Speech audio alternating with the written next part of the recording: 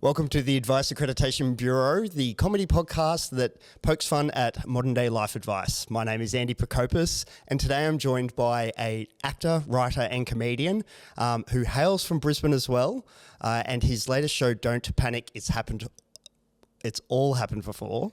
No, you got it right the first time. Ah, damn it. And his latest show, Don't Panic, It's Happened Before. It provides us a little bit of solace with everything that's going on in the world right now. Please welcome Sam Bowden. Hello, everybody. Andy, thank you so much for having me in this beautiful, well-draped studio. Now, you may have seen me pull a face as I went to say your name because I need to confess, there's something in my brain that I just can't get right. It will always tell me to say Bowden. Always, no matter what. And so if I do say Bowden, I apologise. I know it's Bowden. Oh, dude, I tell you what, your last name is Procopis. I'm not about to sit here and be like, how dare you not get my name right, man. It's so simple. Bowden, Bowden, it's all semantics. Yeah, it all comes out in the wash. It's me retaliating against Anglo names. Yeah, it's fair enough. Mispronunciation. Yours are hard too, actually. That W's not holding up its end of the bargain. Yeah, I understand. It's all good. And so we are both Brisbane boys. Yeah. Yeah, and you, dare we ask, which school did you go? Yes, yeah, that's the where we're first going. question right. for Brisbane. It's so New South Wales of us. I know, but I feel like, how I feel is like Brisbane is which high school? It's size dependent. So Brisbane's which high school, Sydney is which uni, Melbourne is which football club, and Perth is which meth dealer. and Darwin is whose convenience store did you rob? Yeah. I went to Redeemer Lutheran College. A Redeemer Lutheran. In Rochdale. So it's a TAS school. Graduated in Southsider. 2010. Southside, baby. Where'd you go? Padua. Okay, Northside. cool. So I did go to Laurie's. Yeah, nice. I know Laurie's, yeah. And then I feel enough time has passed that I can talk about it openly. My brother was about to get expelled.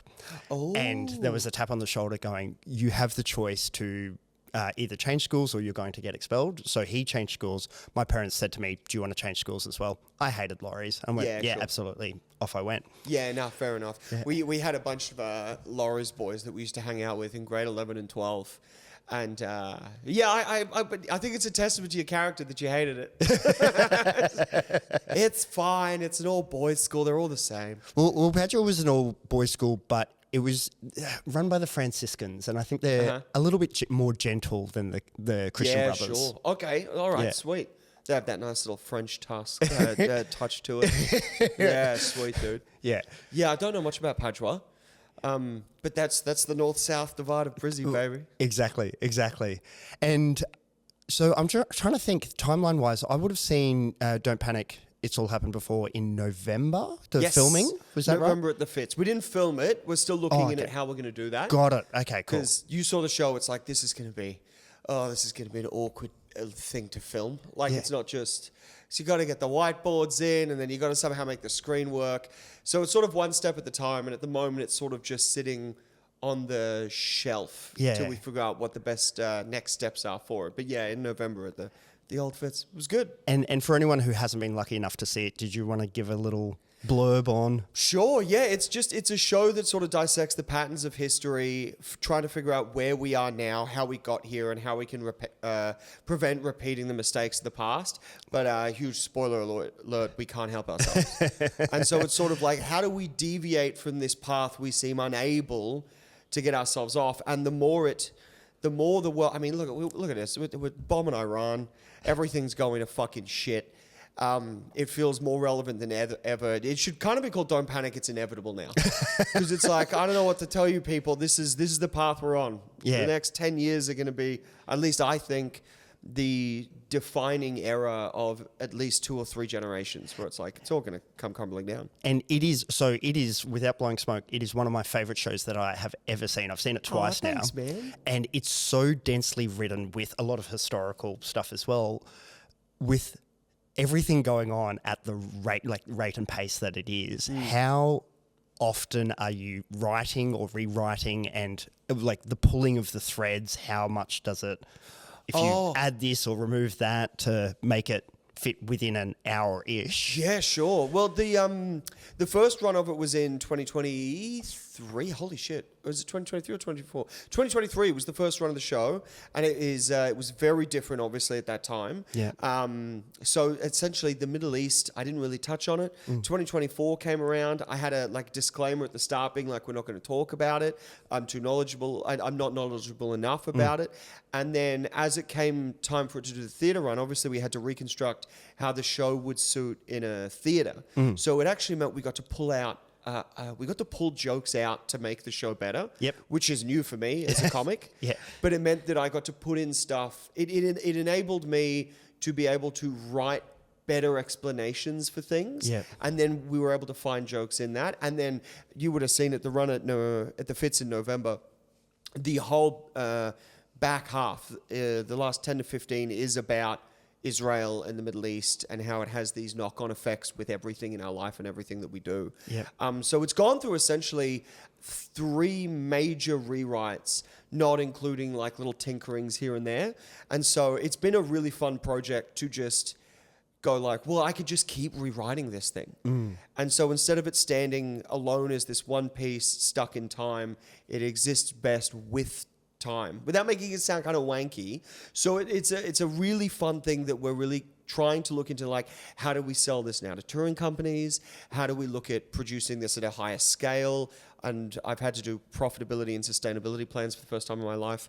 The dream of every comic. Let me tell you, those in this country are bleak because they make you realize how big this country is. Like, oh man, it's going to cost us like $7,000 just to get to Perth. And so overall, yes, sorry, the show's done about 3 rewrites. I haven't rewritten anything just yet because now we're just looking at the business side. But by the time it gets up and running again, that'll be the 4th round of rewrites, I think. Yeah, brilliant. It's phenomenal, and looking forward to seeing how it evolves. As bleak as the news is, it's such an interesting way to kind of unpack everything that's has happened and probably will happen. Again. It's terrifying. I don't know what else to do about it. But we might launch into advice. So each week I ask our guests to bring in a piece of good advice and a piece of bad advice that's presented as good. So Sam, you've brought some good advice along? I have 2. Okay. So, great. And I think they're on equal stead, but they're from like different parts of my life. The first advice is my stepdad. My stepdad, Brian, he likes to do these big, long-winded, sort of rambling, theological, philosophical discussions that sometimes make you feel like simultaneously they're directed specifically at you specifically, whilst also feeling like you don't even need to be there for him to talk about it. I get the feeling that the apple hasn't fallen far from the step tree there. Oh man, my brother and I have been like so subtly MK Ultra'd by Brian, who's just like, he's just such a good egg, and and so we were sitting around one night talking, and I think I was just bitching about everything, and he's just like, Sam, you will be a lot happier when you realize that life isn't good and life isn't bad. It just is what it is. And your outlook on that determines whether you're happy or not. And then he spoke about how like happiness is, there's no guarantee of happiness. Happiness is something that needs to be worked for. There are multiple different types of happiness. And the most important part of that is perspective. So it's like you can go around blaming everyone for your problems.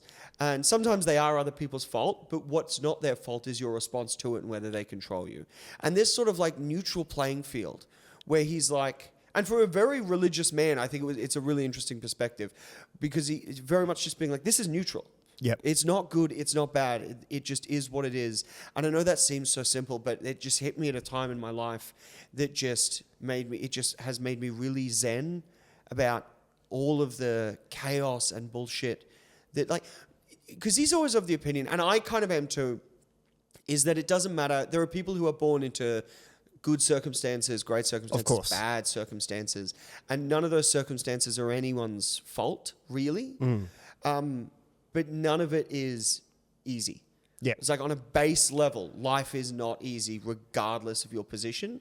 There are just varying levels. Of course. And it is all relative. Like pain and suffering is relative to your circumstance. It's that sort of like little chestnut where it's like the worst thing that ever happened to you is still the worst thing that's ever happened to you. Yeah. Which is, I think, quite funny in itself to be like, well, I've never known any real suffering and my car broke down. Yeah. And like, dude, if that's the worst thing that's ever happened to you, that is the luckiest run. But you're still going to respond to it.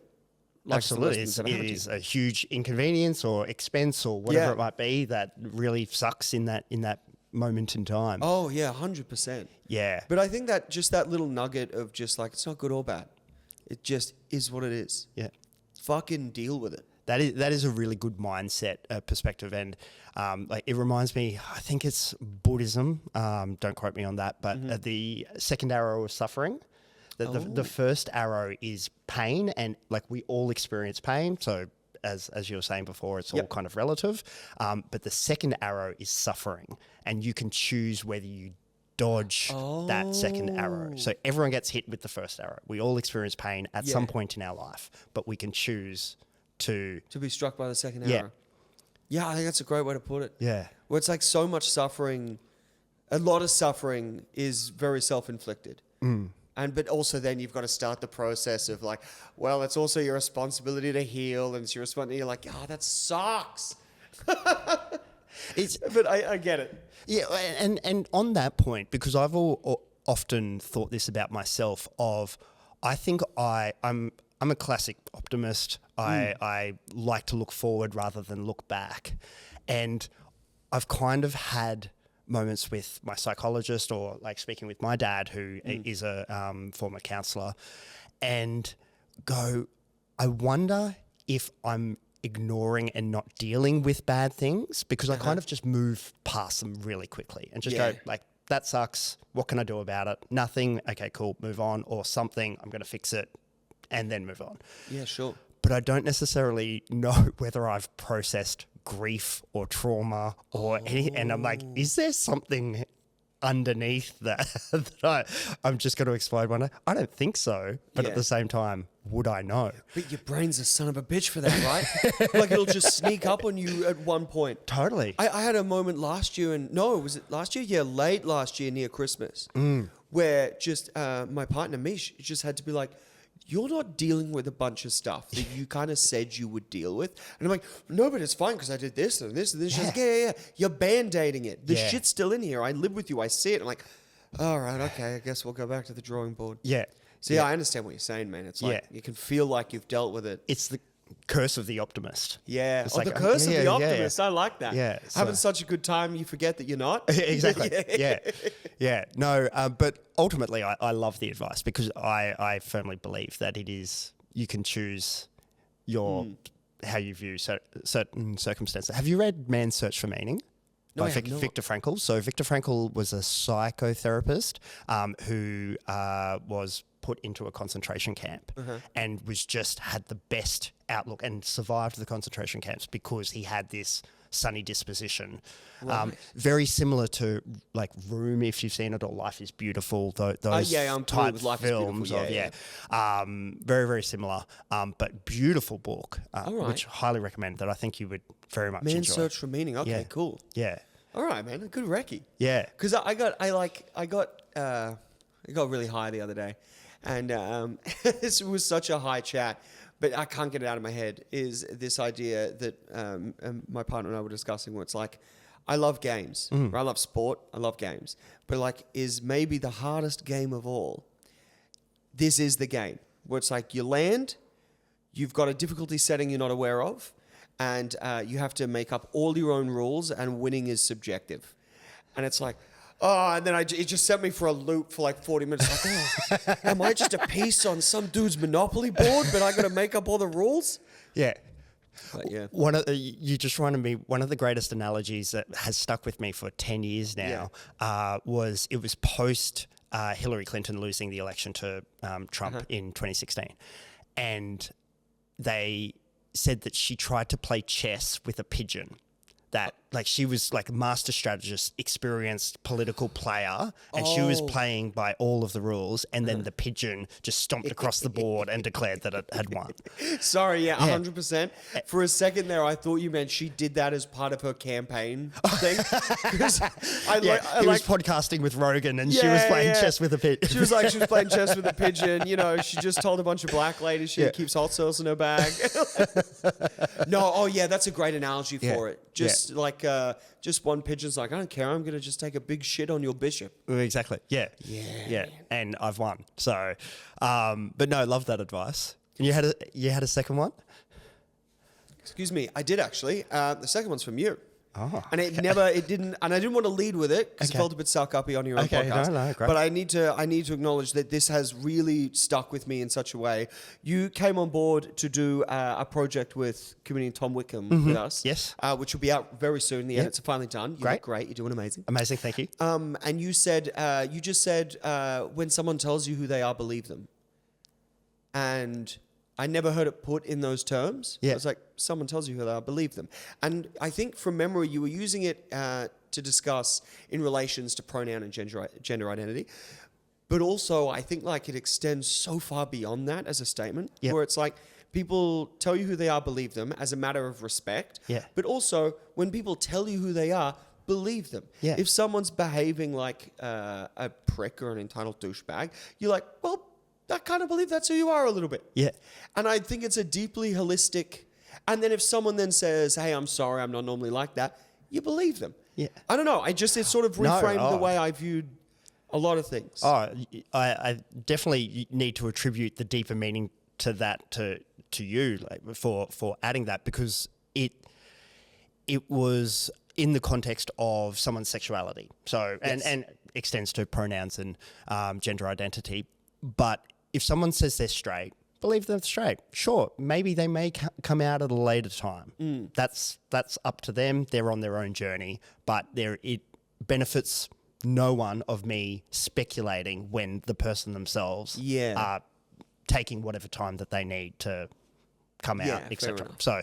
So, but no, thank you for the addendum to it, because I absolutely agree with that as well. Oh, yeah. No, I just want to say thanks, man. It's like it really, really stuck with me as well. Oh, thank you. And sort of like, and also not for nothing as well, like on top of that, you know, as just a cis dude who is like a man, can't escape it. You do have these, at least I do. I have these questions because I don't really understand what it means to be non-binary or to be genderqueer. I have obviously no issue with it, but I can't relate to that experience. And that always sort of like, it was fine, but it would always just sit in the back of my head. And then I heard that and I was like, oh yeah, who cares? Yeah. You know, it was just a really nice sort of like, don't worry about it. Anyway, that was all. Oh, thank you, mate. Oh, wonderful. I feel like it made me a slightly, it's advice that made me a slightly better person. Oh. And I appreciate it. Oh, excellent. Oh, thank you, mate. That's really touching. Right. On that very high note, as we've greenlit both of those pieces, we're going to move on to the bad advice presenting itself as good. Yes. So, okay. hit me. So we've all gotten heaps of bad advice from plenty of people in our life, particularly you and I who are in the arts. And people are like, why don't you do your little stand-up during the day? Your skits. Skits. Oh, dude, I hate skits. I hate it so much. Worst advice I have ever gotten, and it's the worst advice I think you can give any child between the ages of like 6 and maybe 17, 18, is my stepmom, and not just her, like plenty of people used to say this, which is like, make the most of these years. They're the best years of your life. Yeah. And I'm like, what an insidious failure of personal growth on your part. Like the best years of my life are when I know myself the least. The most popular people are the worst ones I know. I have zero control over anything. You're a baby. Yeah. You're a fucking baby. Yeah. Like I cannot comprehend how between the ages of 5 and 17 could possibly be your golden years. Yeah. And I think it stalls growth. I think it enforces this idea that being institutionalized, like in regards to like school or uni, maybe not uni, I know that's very varied for a lot of people, but school, like being institutionalized, having everything taken care of you, is the be all and end all of your existence. Sure. And I think it reinforces. I get my tinfoil hat on. It reinforces these hierarchical structures that force the common man to just be serfs, to just work for the man. I really struggle with it. I think it's really bad advice. I think better advice is this is the most confusing time in your life. You're figuring out who you are. Do your best. We'll be there at the end. There's a great comedian, queer comedian in New York, Connor Jander, who says he doesn't believe in "it gets better" the slogan. He's like, it's too early to tell. It should be changed to "it's too early to tell." Nice. But so I have questions. Yeah. How old are you? You're 32. 32. And so I'm going to guesstimate that your stepmom was probably in her teenage years in the 70s. Would that be? Late 70s, early 80s. Yeah, roughly. Yeah. I'd say so, yeah. Yeah. 63? Yeah, 63, 73. Yeah, so 70s. Yeah, 70s through to, the mid-80s. So her teenage years were probably the best years of her life, arguably? Maybe. I don't know. It's very complicated. Okay. I have theories about that, but Okay. we're not on good terms. We're not on speaking terms.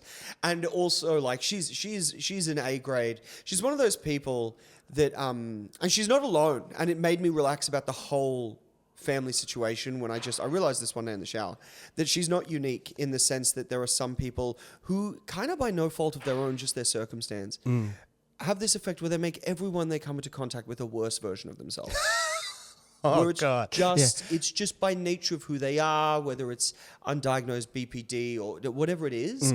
Like when you're in their orbit, you're the worst version of yourself. And then when I clocked that, I clocked 2 or 3 other people in my life who are also like that. Again, kind of through no fault of their own. Yeah. And so I actually think she had very difficult teenage years. And I actually think that advice was probably make the most of it because I couldn't. Blah, blah, blah. Okay. But I mean, saying that, when you said grew up as a teenager in the 70s, I'm like, oh, that sounds so good. That sounds so cool.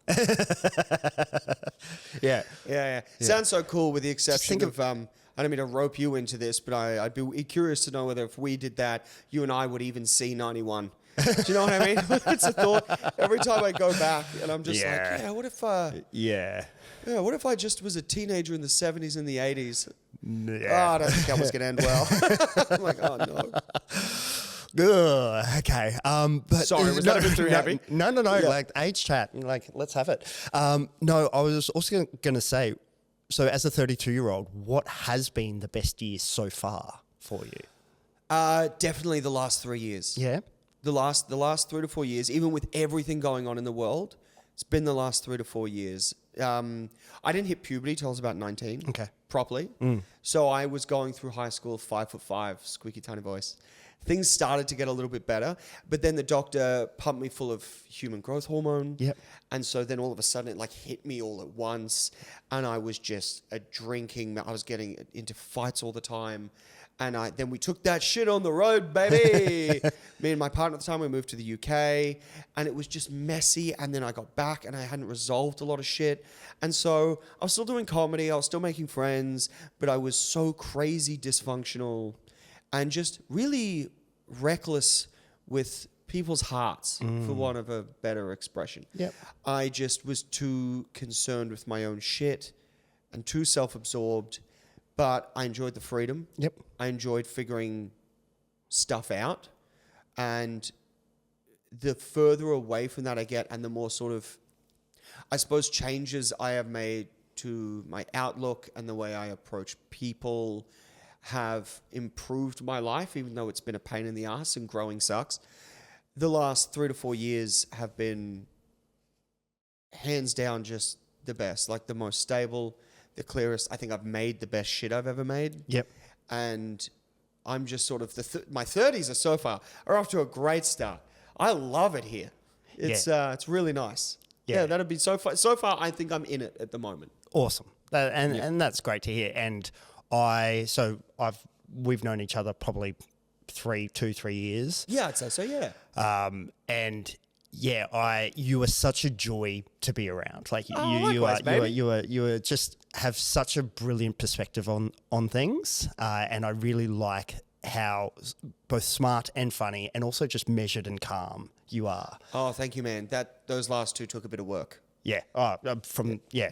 They usually do. Yeah. Yeah. There's like I was emceeing the Comedy Store last weekend, and we were talking about I was with the Kajo who's coming on later today, and we were all just talking about all this different stuff, and then I go, oh yeah, I'm quite angry. It's something that I have to deal with constantly and figure out ways to sort of measure it out, because I'm naturally a very angry man, and Laura Coleman just goes, "You're not angry," and it's just like you have no idea how much work I've had to put in to make sure that's the impression you get. Yeah. And so my partner Misha's really good with it, because she knows, and she's like, all right, we need to find constructive ways for this as an outlet, because your dad was angry and his dad before him, and blah, blah, blah, blah. No one taught you how to control your emotions.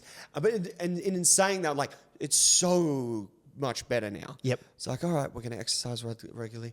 We're going to meditate when we can. We're going to just understand that you can't control everything. Life isn't good or bad. It just is what it is.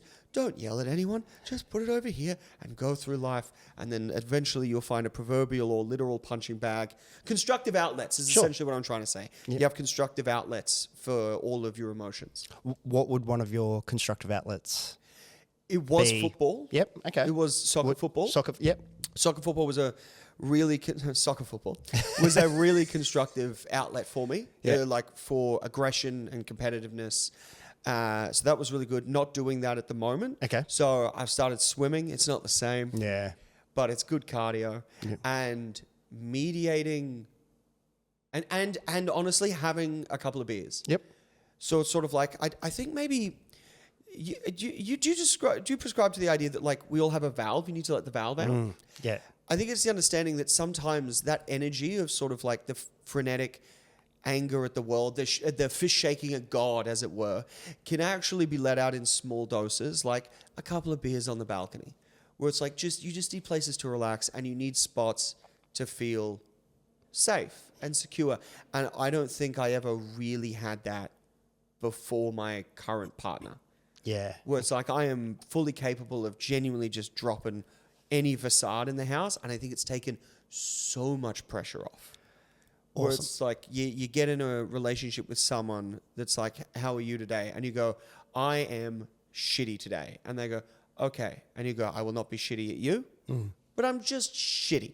And just being able to be like, I'm just going to be grumpy on the couch is just, I think it's instead of having to put on your tie and go into your job at Salesforce and just be like, hello, Miranda, how are you? Yes, yes. No, my life's collapsing. Thank you for asking. Fuck it. And just like angrily fucking typing your computer. I think being able to come home to a space that enables you to just feel has been a huge help. I not only can I imagine, I completely agree. And in a similar position with my boyfriend, I tweaked my back recently at the gym. And so I came home and I was really shitty at it. And just to be able to say, I'm really shitty because I've done this. Yeah. And so he's aware of it. And I'm like, not shitty at you. It's just it impacts my mood. Yeah, and he was like, yep. Totally get it. And just that open communication of not needing to present a happy environment all the time is very refreshing, and we're very lucky. Well, I'm glad, man. Yeah, it's we're both very lucky, because I think before this relationship, I was handing my feelings and problems over to the people I was dating and kind of going, fix this for me. Yeah. And that's not someone else's responsibility. Sure. Do you know what I mean? Yep. And Misha's maybe the first person that instead of going, no, goes, no. It's my responsibility to help you with your shit. It's your responsibility to help me with my shit. We don't carry each other's shit. We carry each other. Yeah. And I'm like, got awesome. it. What it's a clicking. gem. Yeah. Yeah, I know. How long have you been together? We have been together, we first got together in 2019. So almost 6 years, almost 6-7 years. We took like a year-long break after. Look, this is a whole full hour. We took a break after the first COVID lockdowns. Okay. Because we just went a little bit nuts. Neither of us were on the medication that we needed to really be on. Yep. And neither of us were able to convince the other one that we should be on it. And also our house was haunted. And that is a very true story. Okay. And it just completely fucked with us. It's a 130-year-old house in Botany that was subdivided in the 70s. A bunch of people died in it, and anyway, that's a whole other thing. Okay. But that combination, we took a break, and then it just felt really, really weird. And then she called me one day. I was like, "Would you like to get a drink?" And I was like, "Ha ha ha ha! I know what this is." And it was just like, "It feels weird, right?" Yeah. She was like, "Yeah, this feels weird. Can we fucking sort this out?" Like, yes, we can absolutely sort this out. Can I ask, what was the weirdest thing that happened in the haunted house? The weirdest thing that happened in the haunted house. Well, what do you want to know? The Cheshire Cat smile in the hallway at night time, the little girls' voices when we were sleeping, the violin that would play in our room at 3 a.m., the ghost that would float in the hallway where they covered up the old staircase, the fact that at one point it felt like it tunneled into my head. We saged the house. We felt it had left, and then the Sunday after we saged the house, I walked in to give Michelle some cinnamon scrolls. I felt that it had come back, and then the light blew. Just pick something. It was like it was a full year. And then at one point for the first maybe 5-6 months, it was cute to us. Yeah. And then we felt it turn malicious. And I never believed in it. Yeah. Until I had to live a year in a 130-year-old subdivided house in Botany. I wouldn't have lasted a day, mate. So, dude, that's crazy. In the first 24 hours, something was up. Yeah. But you don't. It's it's this weird thing where we stayed there so long because it was so unbelievable until it became undeniable. And then Mish went to, I think it was the Walleye Creek Historical Society, and looked into the history of the house and who lived there. And it read like a Stephen King novel. It was just, we need to get out. We went into the real estate to cancel a lease we had just signed for another year. About 2 weeks afterwards, we can't cope anymore. Yeah. We're finding the dogs barking at shit that we can't see. Yeah. And one of the real estate agents, when we go into cancel lease, he can't help himself. He's just dying laughing. He has to excuse himself. And we're just there knowing full well that this is a ridiculous thing to tell a real estate agent. And the other real estate agent's like, "Please excuse my colleague. That's no worries. We'll just cancel it. No fee. You get your bum back. The house is in good nick. Don't worry about it." And then just as we're going, he goes, "Actually, the people that were in your part of the house beforehand were there for 2.5 years. And then one day they'd stopped paying rent. We went, and there was a note that's saying they couldn't live there anymore." So, yeah.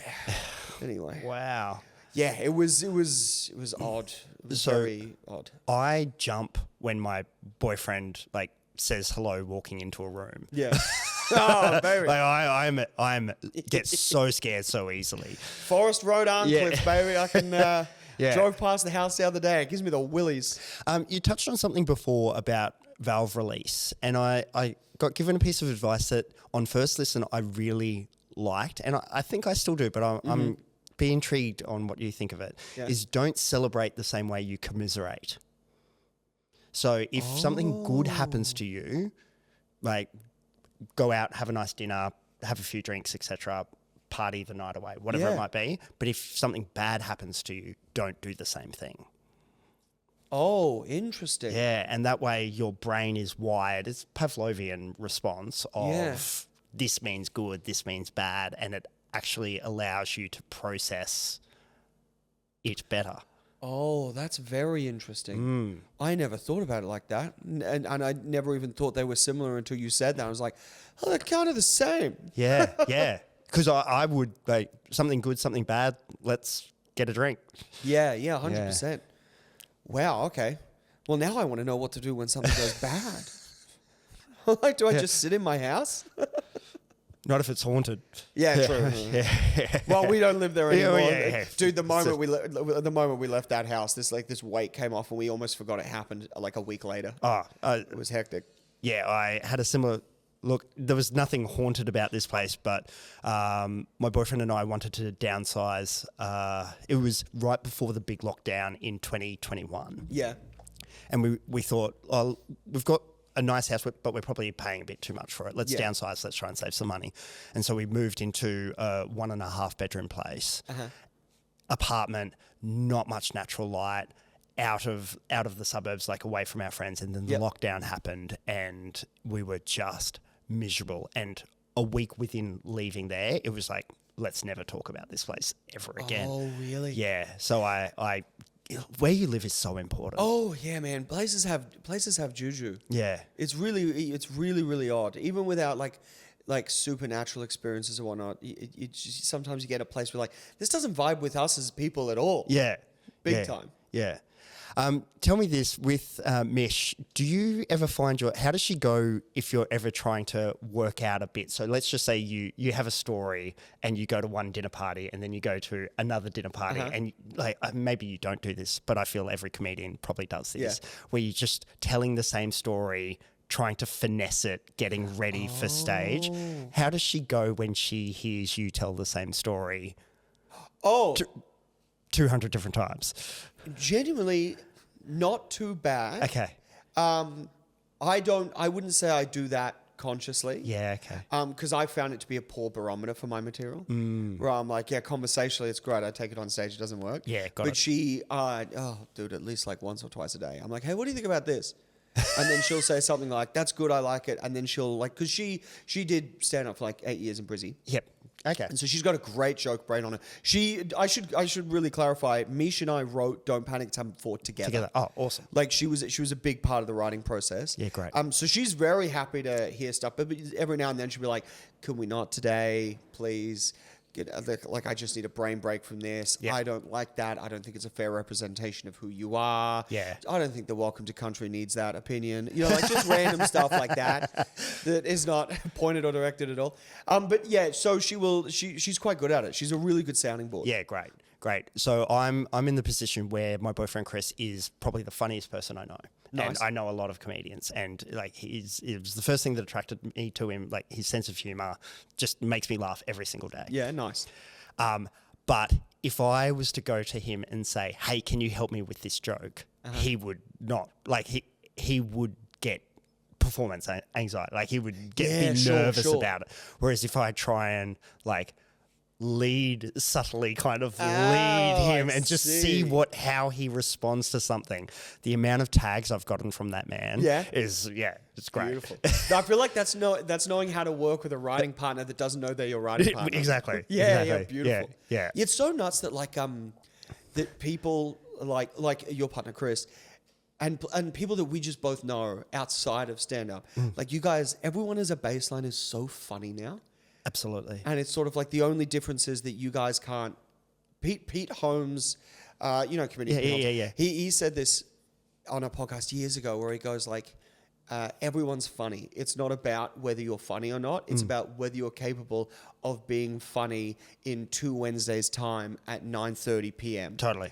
And I'm like, that's the only difference because everyone is so funny. Yeah. The structure freaks them out, but just let them cook. Yeah. Oh, like I like that you found a workaround. Yeah. That's good. But yeah, like gay brunch. Like I'm the least funny person at a gay brunch. Yeah. Yeah, but just none of them have the desire or will to stand up in front of strangers. Oh man, I really feel that way as well sometimes, where I'm just out with regular people. Yeah. And I'm just like, I'm not being funny enough right now. Are you a writer at heart, or you prefer the performing? I'm a writer at heart. Yeah, I thought so. I didn't think I got an acting degree. Yeah. I wanted to do that. Yeah. And then the more I started being like, I guess I could write a script. I guess I could do this. The more I'm like, I'd much rather be doing this. Yeah. Yeah, big time. What do you feel? Oh, writing, absolutely. I've been writing for years, and I got into stand-up because I was quite a nervous presenter at work.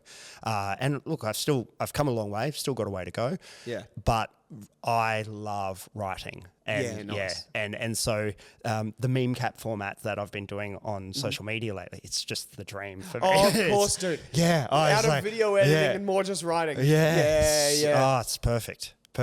Yeah, beautiful. But yes, completely agree with you. So we're going to toss your stepmom's advice into the bin. Yes. Yep, that is not getting accredited. So see you later. That's terrible advice. But now we need to move on to some a listener dilemma. So a listener has written in. Yes. And once your thoughts on their dilemma. So 1 second. Is it my thoughts specifically? Your thoughts. Yeah, they are after advice. Oh, right. Okay. So this is from Chris. Uh-huh. My new boyfriend assumed we were exclusive. This sounds like advice you wrote. Sorry, please continue. I'm sorry. My new boyfriend, yes. My new boyfriend assumed we were exclusive. We never had the talk, and I'm about to go on a work trip overseas. Do I just kill him? Yeah. Done. Advice. Yeah, just kill him. I don't know what the thing. Yeah, just stab him right in the fucking neck. Stab him in his big gay neck, and then bang a bunch of. Oh, brother, you got to have the chat. Got to have the chat. You got to have the chat. And also now it's like you need to have this chat before you leave because this is not a phone call from totally. Madrid chat. Yeah. Yeah, that's I think that's kind of poor form. It's like, how long? That doesn't say how long they've been together. It doesn't say. Look, I think you need to make that call. You're going overseas on a work trip. Things happen on the work trip. If you don't have that chat, what you're going to do is end up either doing something very selfish and then keeping it from him, which is just going to erode the whole thing anyway. Or you're going to maybe restrict yourself from fully enjoying your time overseas out of fear of hurting someone's feelings. Yeah. Have the chat. I'm a big believer of communication over monogamy any day of the week. Yeah, 1,000%. And I think even as new as you are, if this is something that you think is important to you or you envisage happening at some point in the future whilst you're with this person, have the chat. Yeah. Yeah. You got to have the chat. I'm a big believer in monogamish. Yeah. It's just like, it's all just communication. Nothing happens without communication, but it's not. You've got your number one, Yep. who's always number one, and then, everything else just kind of... Yeah, it's all fluid. Yeah. I do think it's a little... the older I get, the more I think it's a little nuts to be like, just one now, forever. Yeah. It's like, come on, like for both of us? That sucks for both of us. Yeah. Let's figure something out here. Yeah. Big time. Yeah. Yeah, that would be my advice. Don't kill him. I'm just joking. Don't kill him. It's really bad. No one wants that. Yeah, we don't need to have this podcast in evidence. No, we don't. Brilliant. And what have you got anything to plug at the moment, mate? Not really, man. No, it's pretty cruisy sailing at the moment. What have I got? Well, I've got a podcast as well. Okay. It's just straight up comedy. It's just stupid. It's called Woe Free Lunch. Awesome. WHOA. It's American spelling for some reason. I'm not getting into the argument we had about the spelling of the podcast. It's Woe Free Lunch with fantastic comedian Alex Milinkovic and myself. We release it every week. We have a Patreon with bonus episodes. It's doing quite well. It's in the top I think 10% of all podcasts Awesome. on Spotify. So we're having a great time. So catch us up over there. We have a show coming up at the Sydney Comedy Festival called Small Claims Court, which is just, it's a crowd interaction show. So come along, buy tickets to that. That'll get announced officially, I think, probably starting next week. Yep. And other than that, no, just smooth sailing. Yeah, great. We had Beck on Yes. on the pod. So now that you've been on, Beck, who is dating Alex, and now that we've had you, I'll have to get Alex on. Otherwise, you might feel left out. Get Alex on, yeah, man. Yeah. Complete the triumvirate. Exactly. Yeah. Exactly. Mate, thank you so much for coming in. Dude, thank you for having me. Mate, three for three. 3 for 3. Well done. Let's go. Brilliant. Sweet. Thank you, Andy. Thanks, mate.